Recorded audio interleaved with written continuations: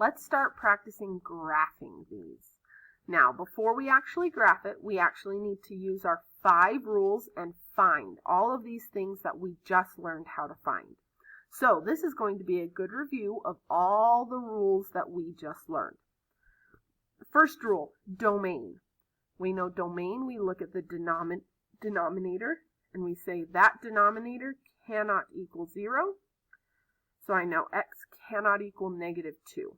So my domain is going to be everything except that negative 2.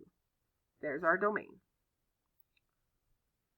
X-intercepts, we know we look at the numerator and we set it equal to 0.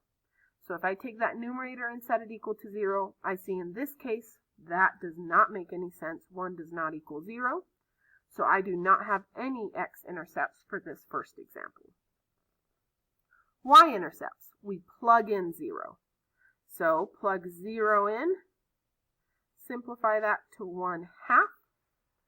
We always write our y-intercepts as a point. There we go. Vertical asymptotes. We have to see if we can reduce the fraction first. So factor everything and see if anything cancels. Then we look at the denominator. So if I look at this one, nothing factors and nothing cancels. So we're good on that front. So I can just take the denominator, set it equal to 0, and I get a vertical asymptote at negative 2. Now remember, I do need to do even and odd with vertical asymptotes.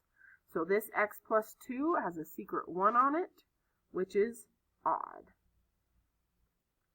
Secret 1 exponent. And last rule, our end behavior.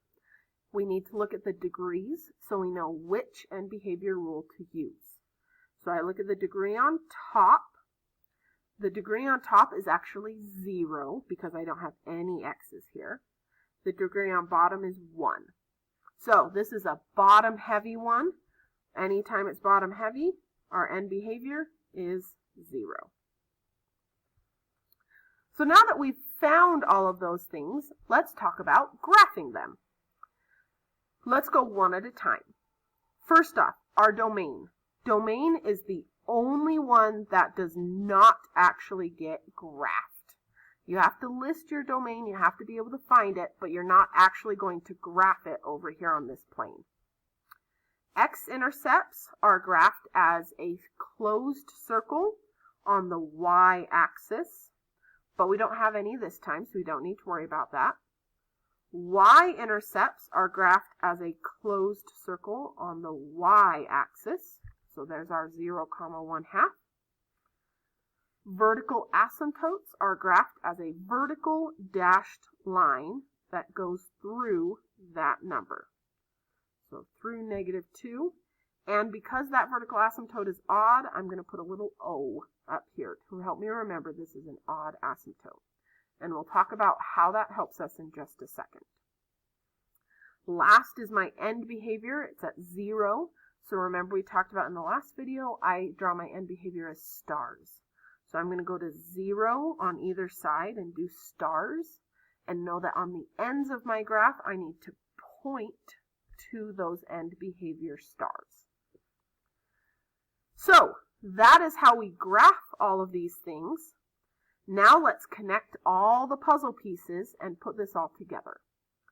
When I'm graphing this, I usually like to start with any points I've got. That's usually the easiest place to start. So I'm going to start right here at this y-intercept because I know I need to cross through this point. I need to cross through this y-intercept. Now, if I look on the right side of the y-intercept, there is nothing between this y-intercept and my star, which means I can end my graph by pointing towards the star. If I look at the left side of this y-intercept, if I kept going this way, that wouldn't work because this is a vertical asymptote. We cannot cross a vertical asymptote. So I can either go up from that so I don't cross the vertical asymptote, or I can go down from it so I don't cross the vertical asymptote. Up and down are my only choices. However, I know that it has to be up because if I went down this way, then I'm going to have an x-intercept right there. And I already said that this graph doesn't have any x-intercepts. It never crosses the x-axis. So going down is not an option, which means my only option is to go up. Now let's talk about why we say that asymptote is odd. We call this an odd asymptote because odd asymptotes have a pattern. Odd asymptotes will face opposite directions on either side of the asymptote. So one side will point up and one side will point down. Versus even asymptotes will face the same direction on either side of the asymptote. So here's my asymptote. They can either both face up, or here's my asymptote. They can both face down. So odd asymptotes face opposite directions on either side. Even asymptotes face the same direction. So if I know this is an odd asymptote and I'm facing up on the right side, that means the other side must face down so that this odd asymptote goes either direction. Now, from this asymptote here, I don't have anything between here and the star, so the last thing I'm going to do is curve around so that I can point towards my star, because that's how we always end. We have to end by pointing at our star. Now, hopefully, one thing I do want to mention really quickly, don't do this, because same thing as before, that would make an x-intercept here, and we don't have an x-intercept there.